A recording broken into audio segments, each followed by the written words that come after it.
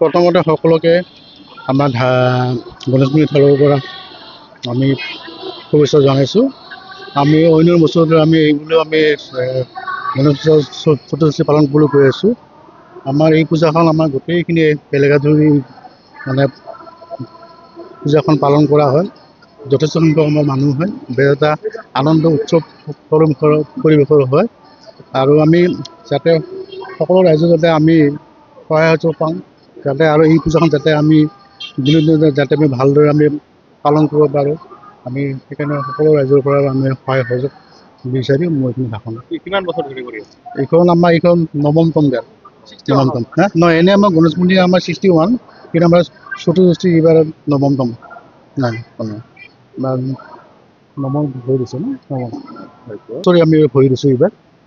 আৰু আমাৰ এনেইতো গণেশ পূজা আমাৰ 61ৰ পৰা আমাৰ চলি থাকে। আমি এনেকৈ পালন কৰি আছোঁ। ৰাইজৰ আমাৰ পূৰা মানে সহযোগ, বিপুল সহযোগ। যিহেতু আমাৰ গণেশ মন্দিৰ ক'বলৈ গ'লে আমাৰ মানে বঙাইগাঁও ডিষ্ট্ৰিক্টৰ ভিতৰতে আমাৰ অভয়পুৰী বাদে আমাৰ এইখনে মানে যথেষ্ট পুৰণি মন্দিৰ। আমাৰ মানে বহুৱে এলেকা ধৰি এইখন মানে পূজাখন বাট চাই থাকে, চবেই মানে পূজাখন চতুৰ্দশী হওক আৰু আমাৰ গণেশ পূজা মেইন আহি আছে আমাৰ ফেব্ৰুৱাৰী আমাৰ জন্মত হয়। এনেকৈ আমি প্ৰতি বছৰে আমি পালন কৰি থাকোঁ আৰু নাই। আমাৰ যি চতুৰ্দশী আমাৰ একদিনীয়া প্ৰগ্ৰাম। আমাৰ যিখন মেইন আমাৰ গণেশ পূজা হয়, এইখন আমাৰ 3 দিন বা 4 দিন আমাৰ যাত্ৰা পাতি থাকে, আমাৰ কালচাৰেল ফাংচন থাকে আৰু আমাৰ অন্যান্য আমাৰ কাৰ্যসূচী আমাৰ থাকে। আমি সেইবোৰ চলাই থাকোঁ।